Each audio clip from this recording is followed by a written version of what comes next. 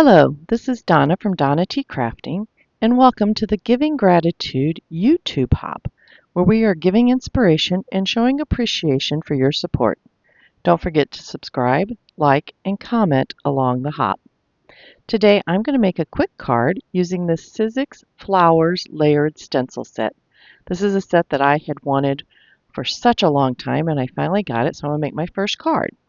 Now the stencils do make a square card, but I'm doing a light gray A2 panel. So I took the first stencil and the last stencil and held them together to get an idea where I wanted my flowers and my image to be. And then I took that top panel off when I got ready to ink blend. That just gave me a way to see where I wanted to put everything on the card.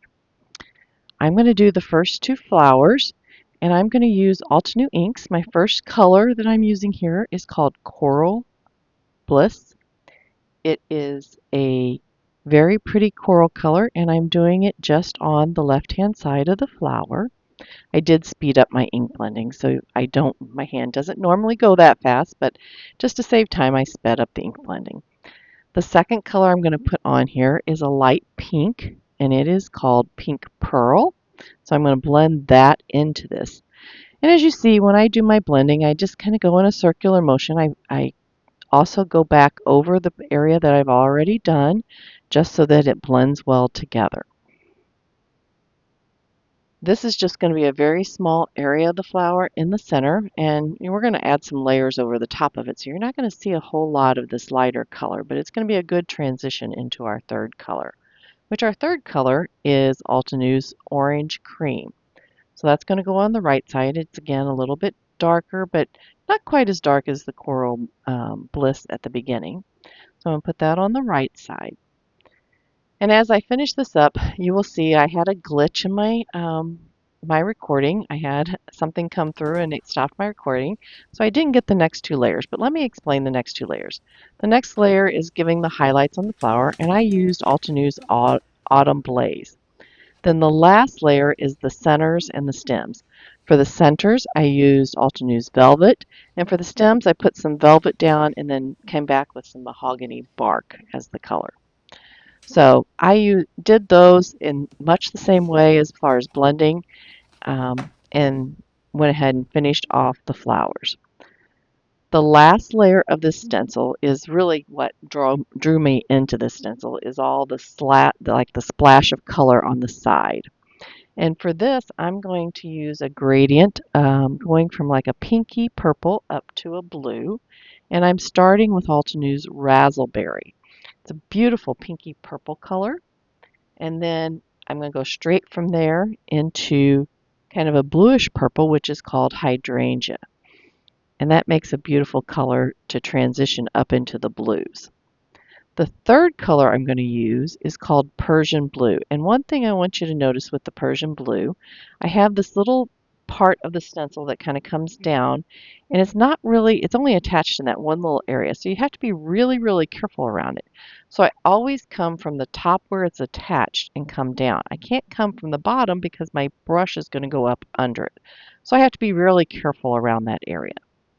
Now with the Persian Blue, I just went all the way to the top because I knew Sapphire, which is the last color, would cover over that. And my last color, as I said, is Sapphire, and I'll just blend that down into the Persian Blue, starting really dark at the top and kind of lightening up as I go down into the Persian Blue. And there you have the beautiful flowers and that splash of color on the right-hand side, which I just love that splash of color. I did pull a sentiment from a Spellbinder set that I had, and I stamped it on white cardstock and die cut it several times so that I could have a stacked sentiment. And I decided it was too stark on this light gray paper, so I took a W0 Copic alcohol marker to just cover my sentiment in that W0. It just gives it a little bit of grayness so that it's not so stark on that cardstock. And then I also went around the sides so that my sides did not peek out as white on the side, since that was stacked layers. Once I got my sentiment ready, I decided to add some gold beads around my flowers just to give it a little bit of shine and add a little bit more around there. So I added some gold beads. There's 3 different sizes. I added 5 gold beads on here, a couple of the small ones, a couple of the medium ones, and a larger one. Just spacing them kind of in between the flowers and coming down across the card using odd numbers, which is typically appealing to the eye along the way. And I'm using my jewel picker to pick those up while I glue them onto my card. Then I'll attach my sentiment, and you have a wonderful, wonderful, quick and easy card that says thanks for helping me grow. And that's what I appreciate everyone who has subscribed to our channels, who have subscribed to our or have followed us on Instagram. Just wanted to say thank you for following us and supporting us, and hopefully you get lots of inspiration from all of the card makers that are participating in both the Instagram and the YouTube Hop, which is giving gratitude. Again, be sure to follow us on Instagram and be sure to subscribe on YouTube and show your support to all the makers and all their wonderful projects that they have created to show their appreciation and to give you inspiration. With that, again, thank you and have a wonderful day and happy crafting.